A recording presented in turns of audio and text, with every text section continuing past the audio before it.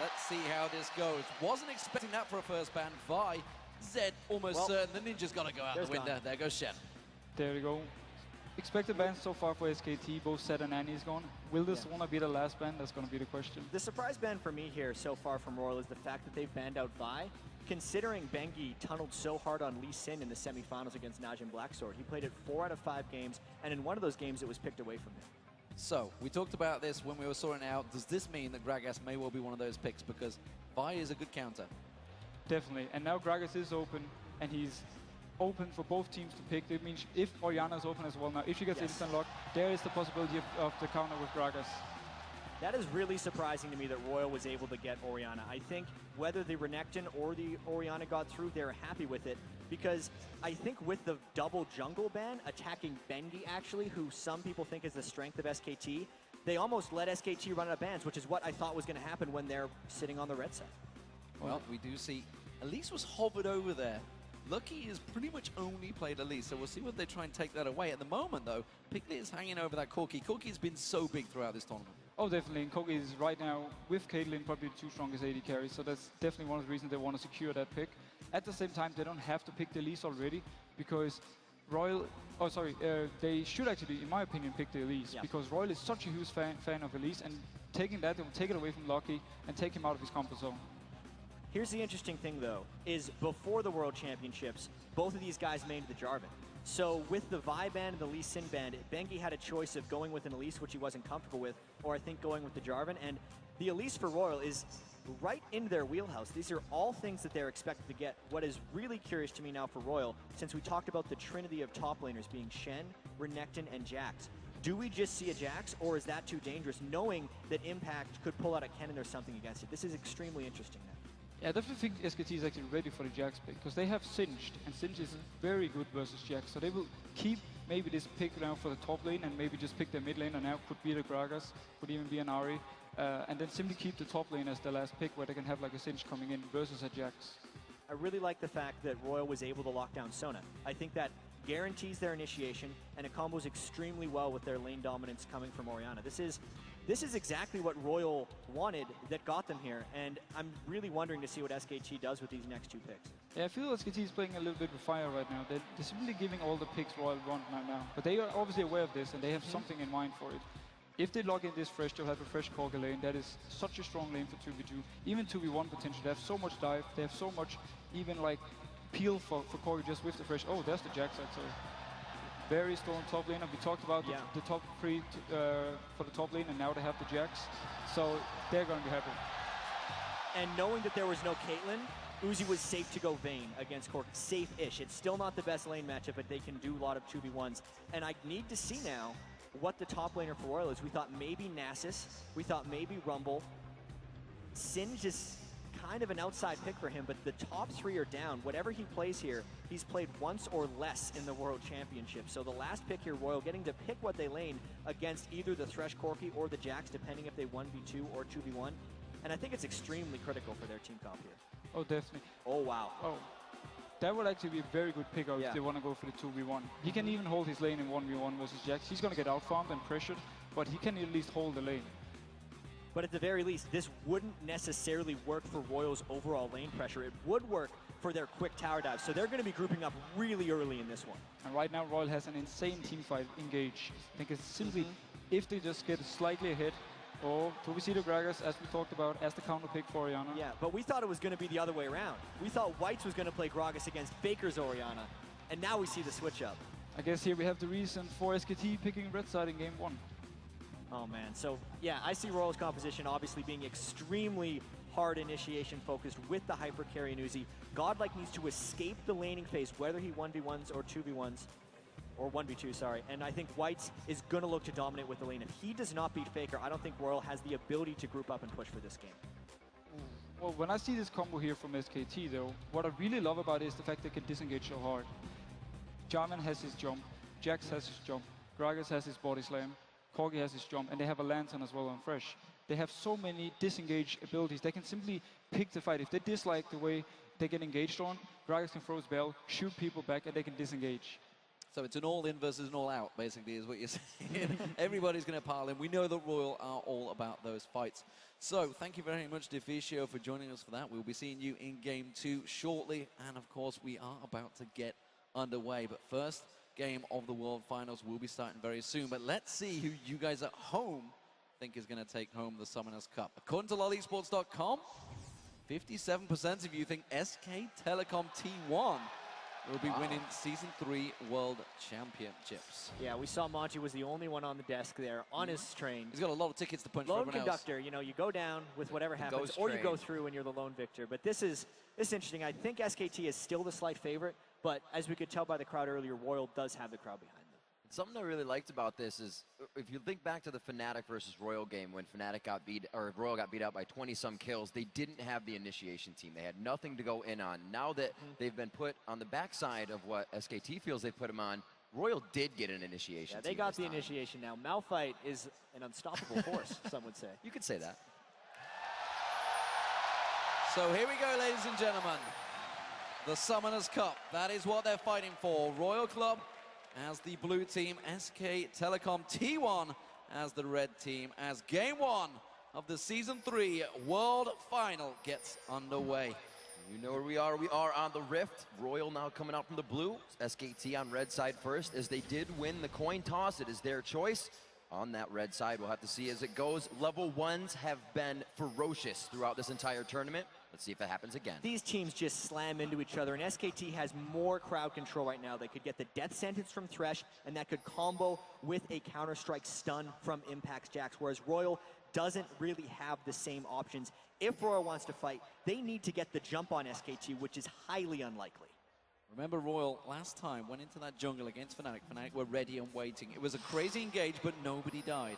SKT are in a dangerous position to do the same. SKT is right on top of a ward, and they don't know it. So this could be RYL getting a jump on them if SKT walks in. The game of cat and mouse is going to mean the balls, the impact. They're going to know a little bit too early, and they both have vision of the danger zone. This always seems to happen in these games. 5 people run into each other at level 1.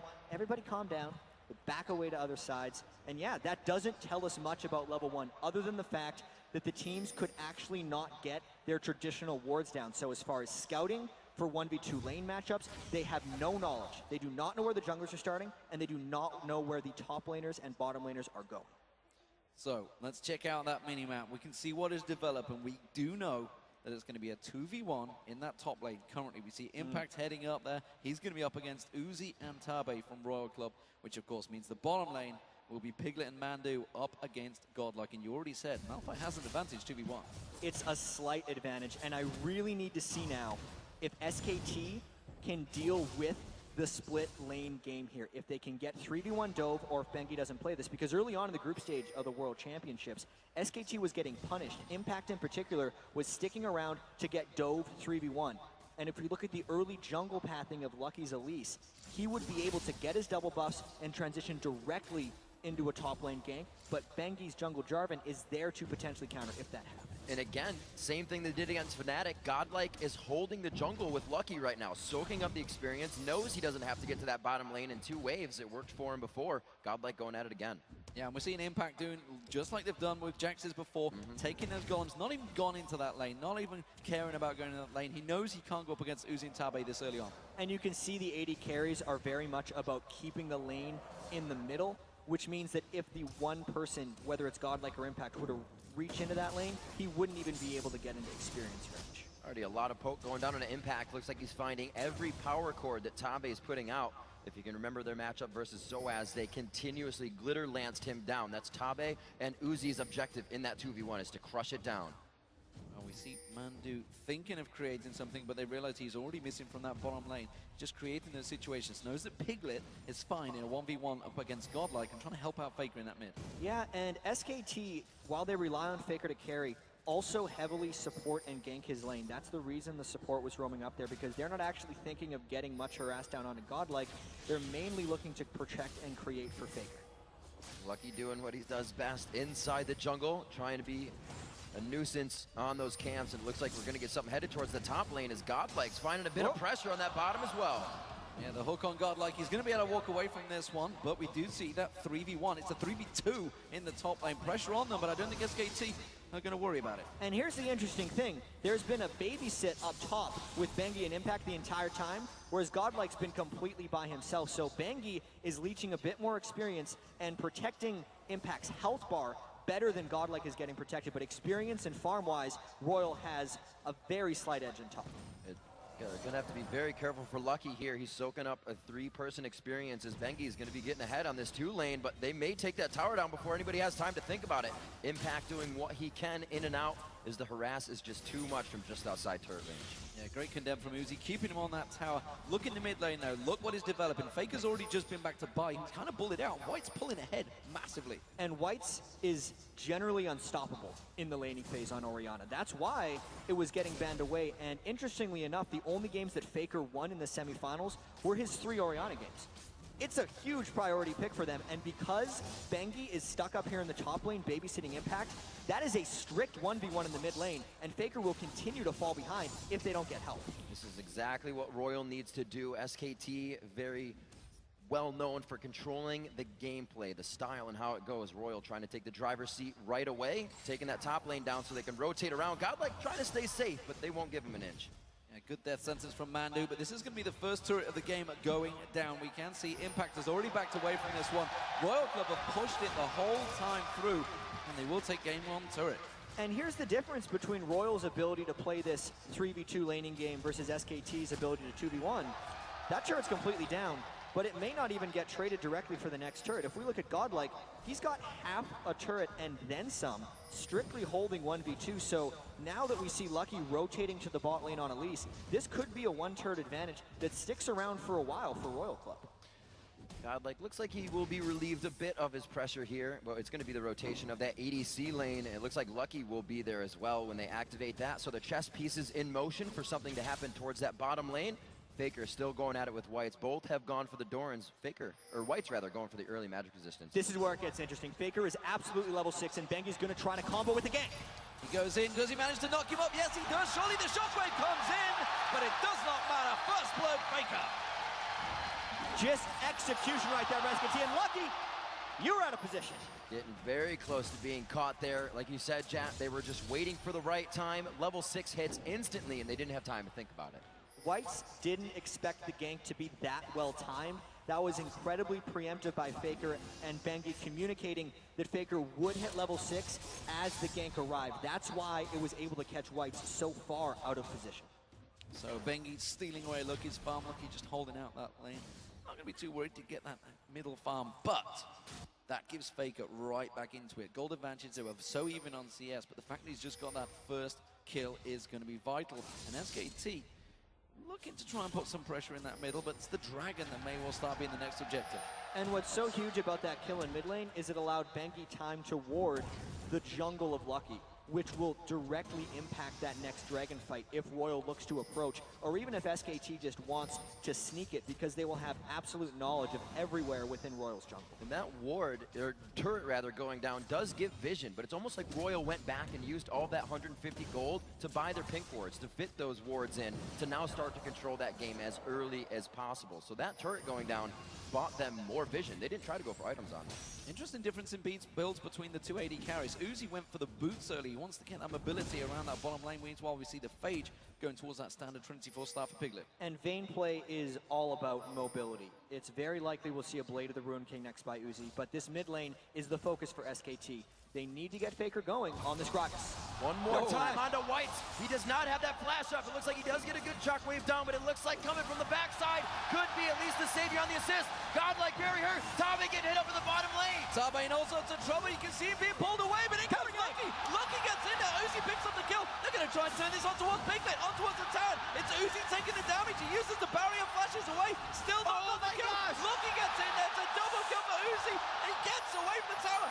Coming in though, it's going to be Bengi. Bengi is just on the outside of the wing. Lucky's trying to be there to ward him off. Does he have the cocoon? Throw it over the wall. Uzi just with the damage. Absolute cold blood right there by Uzi. Did not flinch when Bengi was coming towards him. And the absolute craziness results in 2 kills for the biggest carry of all, Uzi. But while that was all happening, Let's take stock because Impact on Jax was left alone in the top turret because that teleport from Godlike came in. He is beating down that turret. And Godlike cannot let Impact get too far ahead of him.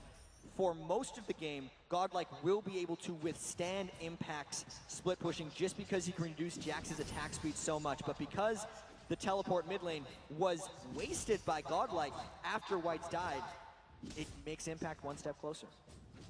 We'll see what these guys can put out in the top lane. We saw the early buy from Godlike. We'll see if that hurts him here against Impact on Jax. White's getting his blue buff transferred over. Mid laners are going to be able to fend for themselves a little bit, but that blue buff on White's only makes me think that Bengi and Faker are going to want to take it away. The most interesting thing for me right now is the fact that the two superstars of these teams, Uzi and Faker, have both got 2 kills. They've both got going here. That's going to settle the nerves for both these teams. We talked about Faker, how nervous he was going into those semifinals. 2 kills at the start, that's going to help. And especially on Gragas, which is a champion that he actually lost with so far at the World Finals and has struggled against. Cannot say enough about how that last pick Gragas from the red side may actually be paying off for SKT. Faker does seem to be completely on his game right now. He was down in farm early to Whites, but because of the 2 kills and the even farm now, Faker's gonna look to roam and destroy Uzi. Does have his blue buff as well. The big man is also an assassin. It looks like they're going to put 4 strong towards the bottom lane. That Lucky, his spidey sense is tingling, but I don't know if it's going to be too little too late. Ooh, this is extremely dangerous. Uzi is getting very low, and Faker is ready to go. Explosive Cask is ready. We can see him getting hooked in. Sabi does get the crescendo off, but immediately he is going to go down. And now Uzi's in trouble. Did he get him? Get 1 kill? No, he can't. It's going to be 2 for SKT. So SKT beat RYL to the punch there. There was no counter gank arriving from Lucky, and now it's completely on RYL's other lanes to push and punish SKT for committing 4 people, since they right now got 2 kills for no full turret traded back. Really first-class use of transition and the abilities that you know are on cooldown. The teleport was just used kind of haphazardly in mid as Whites went down. They knew that wasn't an issue. They know it's not going to be an issue, so they get Dragon as well. That roam has completely swung the game in SKT's favor. After losing the first turret, they were able to get it back, plus the Dragon, plus even more kills onto Faker. That could not have went better for SKT. Swings the gold, swings the advantage. Impact starting to build up that CS lead. Here Do see in the middle, there's going to be a catch on towards Piglet. It's the ball delivery system. Is it going to be enough damage to go down? It surely will be. And it's Whites finally getting his first kill. If you let RYL dive you, they will. Piglet wasn't even in the turret, but they knew he had no flash up. They only had to chase past the Valkyrie, and they also knew, since the rest of SKT had just finished the bottom turret, that there was no support coming for Piglet, which allowed RYL the freedom to just dive at will. We got so much of that split push going on in the bottom lane. The top laner is still duking it out between Godlike and Impact, but we just saw Godlike making himself known. The teleport was down, but he still felt he could make the walk towards mid lane. It counts for Whites. Still down by 2,000 gold right now. RYL is looking to keep the pressure on. Right now, they're waiting for that teleport and the Malphite to come back up on the ult. And right now, RYL's general strategy of pushing all the lanes might be backfiring because they don't have enough pressure. Oh, Tabby in all sorts of trouble here, trying to get away from this one. He pulls in Piglet. Piglet picks himself up. The easiest kill he'll get out of the game. And every lane is getting punished for RYL right now because Godlike cannot push up against Impact, and Faker's destroying Whites. There it is again, one after the other. We've seen Gragas is in this competition flash body slam, and it only means that you're more comfortable on that champion. You'll do it over and over. Dominant stuff from SK Telecom in game 1. They have put themselves in a commanding lead. That's going to be the turret going down. There's nothing they can do to stop Impact, and Impact now is going to look at turning this on towards Godlike. Faker pushing, punishing that mid turret. Bengi coming around, safeguard, bottom lane being shoved in. SKT in full control now. Yes, this game is very dangerous to being almost over for RYL because they rely on objective control. Their semi-final Game 4 win against Fnatic, they were down 16 kills at one point in that Game 4, but because they had turret control and dragon control, RYL was able to come out on top. But when they lose their lane dominance, and they are now down 3 turrets to 1 with no dragon, they don't have that much to come back with.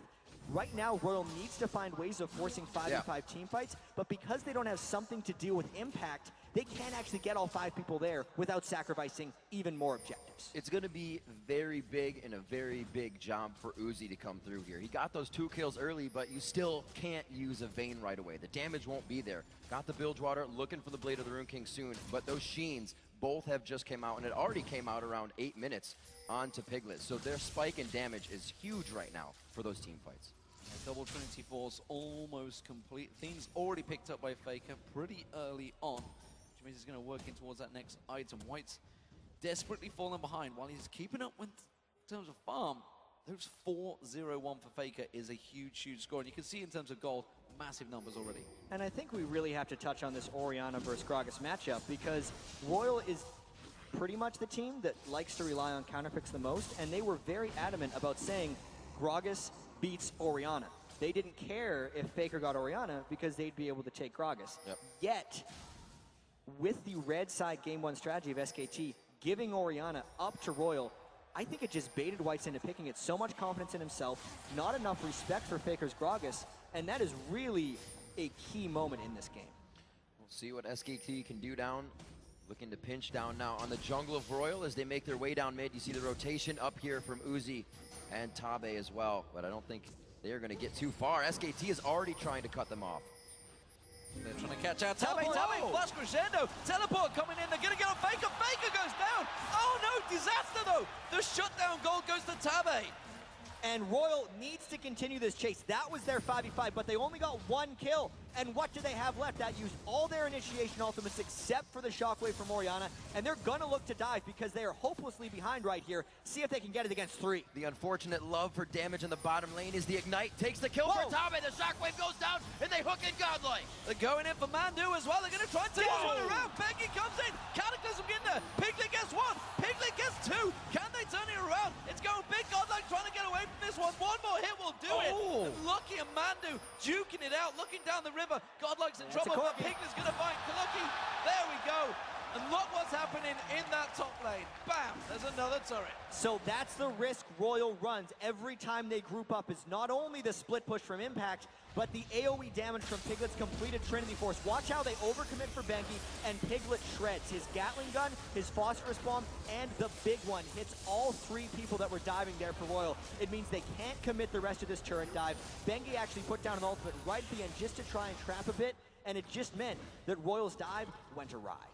That was one of those everybody following the call, and they were trying to do what they could. You see 8-5 on the scoreboard now and a 5,000 gold lead. Last time we looked at these turrets just a few minutes ago, it was 1-1. SKT has now dropped 3 more turrets in their favor. All the outer tier is gone, and they've already gotten a 2nd tier turret in that top lane, which Impact doesn't look like he's going to be leaving anytime soon after they re-engage their split. Serious problems here for Royal. They need to win the next team fight, and that could be coming in 20 seconds time. We see that dragon will be up. White is getting that blue buff, and everybody's going to be ready. This could be our first 5v5 engage. But the thing is, when SK Telecom takes mid-game dragons, they don't let you contest it. They overward your jungle, and they dive you when you get close. Very nice. Uzi getting hit him. Oh, he gets blasted away. I don't think there's catch potential on this. Very, very lucky to catch the explosive cast just as he flashed, which knocked him away. So he made Faker look worse than he actually was. He performed it perfectly as they fly in towards the Dragon Pit. As we saw, everybody gets to jump out over that wall. That's the way SK Telecom is playing right now. Once Godlike showed himself as Malphite in the top lane without teleport up, it was a dragon for SKT since they'd already taken Uzi out of the fight, and at best, it was a 3-man steal attempt by Royal, which would have been suicide. All right, so we're getting our first core items in around the board. That was actually a 14-minute Triforce that Piglet put in his hands. We see Impact with his as well, the Sunfire Cape, the Athenes on both sides. So those first items mean that the fight can possibly go in your favor, but right now SKT controlling most of the positioning, meaning the fight is heavily on their side. Taking red, taking blue, the map right now is theirs. And we know that Royal's strategies over in the LPL in China was raise the puppy because that's Uzi's nickname. Right. But because their team is so heavily dive focused, and Impact, Banky, and Faker, all from SKT, can get onto Uzi, it's very hard to raise him because there's a lot of people that are trying to kill him right now, and there's no real way for Royal to protect him safely. Godlike going aggressive on Mandu here. He does have White coming across with him. Forces that flash out from Mandu. Means Summoner Spell will be down. But once again, Impact in the top lane. Jax just pushing strong. Yes, and this is Royal's game. They're going to look to dive, which is now predictable by SKT. SK Telecom already repelled the dive with less people, only because Piglet stayed safe. As long as Piglet is positioned well with these double buffs, a dive would be a disaster for Royal. And SKT themselves just pinged the inhibitor turret. They still have the second tier, but they said everybody group. It's a possibility we may lose this or have to fight. Everybody on the same page right now, it seems, for both teams. There is a ping in the bottom lane that says this wave is going to be big. If we can pressure this, we can get something off it.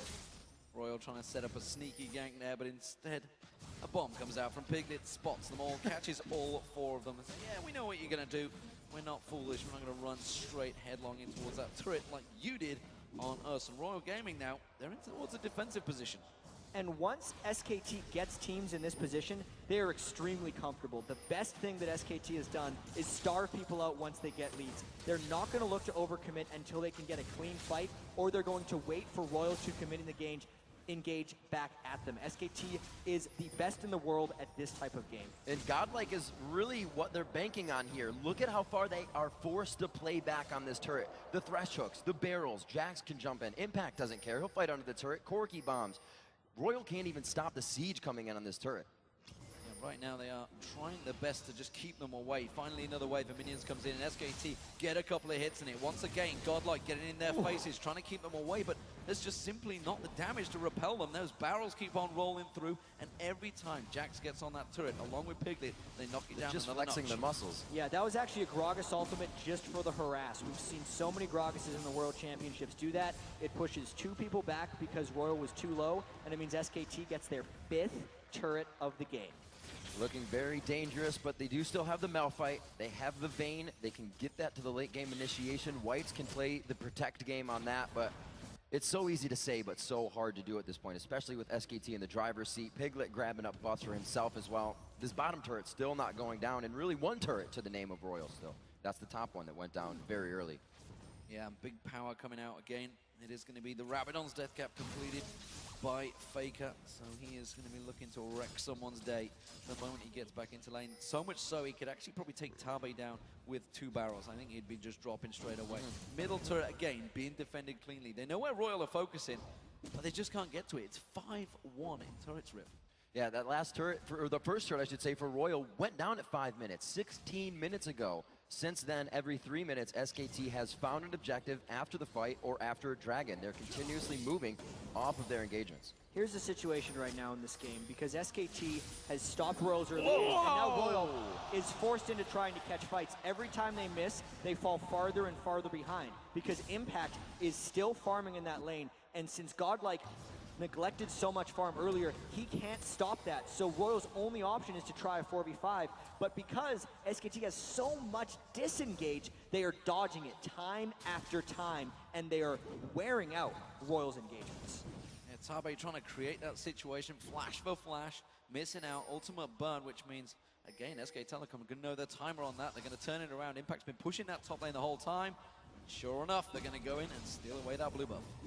Everything that's happening here, it's like the bigger blitz hand being down. It makes the lane safer. You just saw Crescendo, you just saw Teleport. Everything becomes a little safer. The map is even more yours. They can engage on this. They have no vision in the mid lane, but they will know they're rotating soon. SKT just knows they can flex their muscles right now. Oh, coming right back. There's Impact. Coming straight back in. Impact does go down. It's Uzi that gets the kill, and he will be the killing blow on Impact.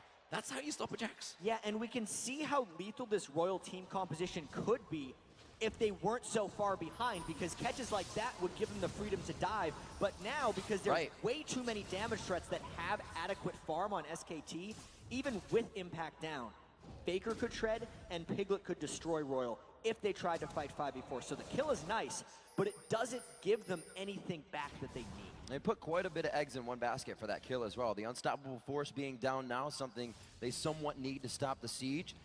Continuously pressuring back. So we're waiting now for Tabe's Crescendo to come up. The flash probably won't be there for the next engage. SKT looks to force this one too strong, now sitting 6,000 plus gold in the lead. The turrets have slowed down now that they actually met the front door, but I'm sure they'll be able to get past this with Royal being so much on their heels and trying to piece together items that they really haven't hit their second core yet. Yeah, complete map control. That's the blue buff, the red buff, and the blue buff taken away from the jungle of Royal. They have complete dominance. Just look at the ward control across the map. You can see SKT have full vision of everything that Royal are doing. That's why they're going to get themselves another easy dragon. And you can specifically see how many wards SKT has in the Baron area. We're about 24 minutes into the game now, and since the turret pushing has slowed down for SKT, it means the Baron is the next objective for them. They're going to try and get the Baron or a team fight before the Baron, and then use that advantage to crack the inhibitor wall of Royal. Royal is desperately trying to get back some of that map control right now because they've seen SKT starve teams out at Baron before. If Royal tries to move up and gets caught in a brush, so many times against SKT you see someone say, oh, why did they face check against them? It's because they had to. Yep. SKT forces them into those situations by putting enough pink wards down in the enemy jungle and making you check, because if you don't check, you're giving the game to SKT. And I'm sure SKT also has the inkling in the back of their head that Royal went for multiple 20-minute Barons, although it's very dangerous.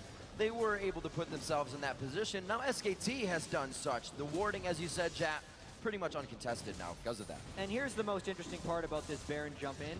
Everyone came in through the back of the pit, and since Royal's been turtled in their base for so long, they put a question mark on it. They never had the time to move in. And here's the face check. Uh-oh, straight into it. Taba uses the crescendo. It may buy them time. It's not going to buy Lucky anything. Flashes away from this one. They have disengaged so far.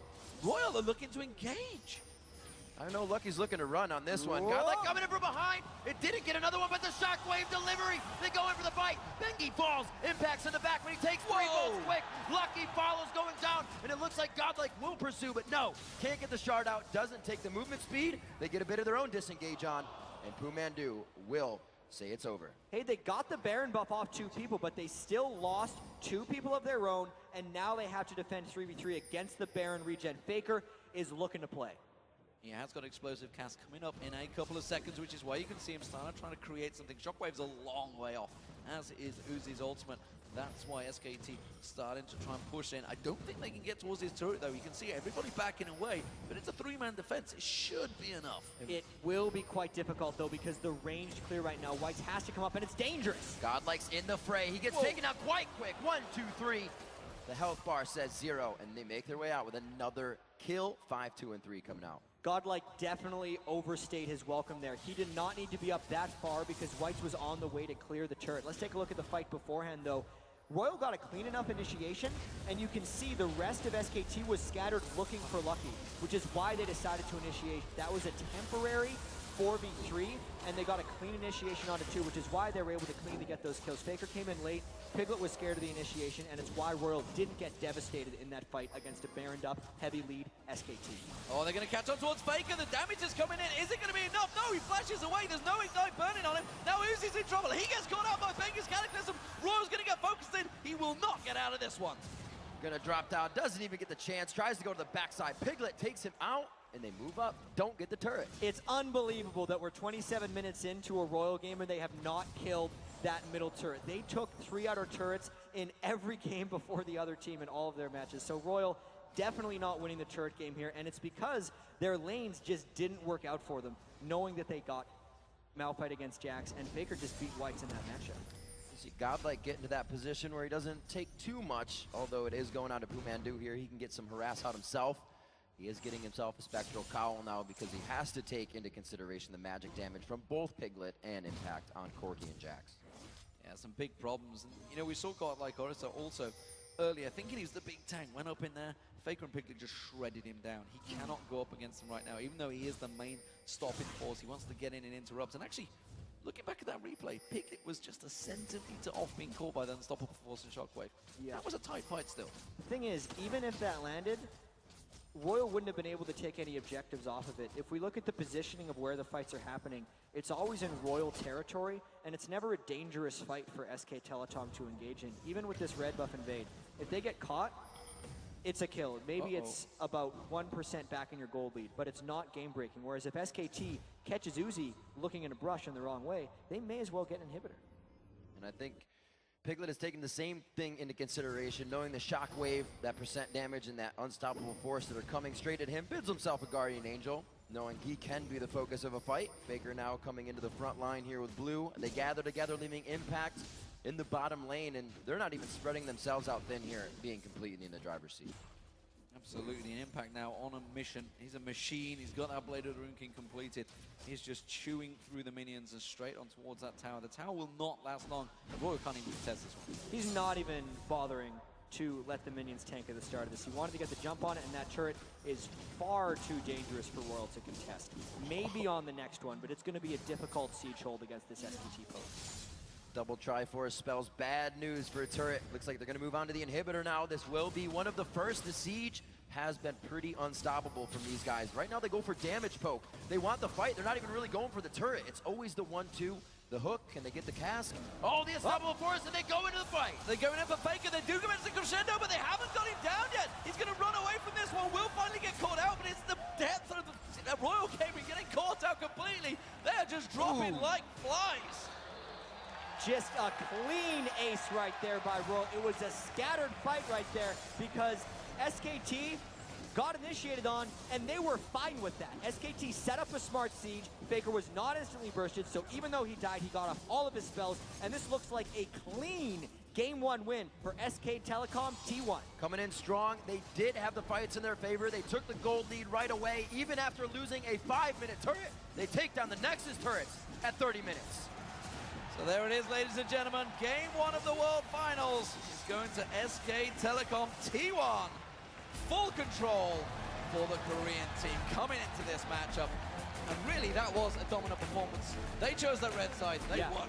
We saw a big smile there on Faker's face because he did not have the strongest semifinals. He was definitely nervous coming into the Galen Center. But now, on an even bigger stage, in front of a sold-out Staples crowd for the World Finals, he picks his matchup later, dominates Whites, and is a key point in SKT's Game 1 victory. You know, we said that Gragas was probably the most problems that Faker had on a champion, if he can have problems on a champion. But Bengi came in, burned the Flash, killed Whites, came back, Flash was down, killed Whites, got the Malphite ult out of the top lane, and they were able to continuously work those windows. And I think one of the scariest things now moving into the next game is the fact that RYL got mostly what they've been winning with so far at the World Championships. Aside from the top lane Malphite, which was a little bit off-center for them, they're going to have to switch things up going into Game 2 and the rest of this series. Well, it was a clean start for both superstars, but it was Faker that came out on top. Let's send it over to Quickshot and the guys at the analyst desk for a breakdown of SKT's Game 1 win. Thank you very much, team.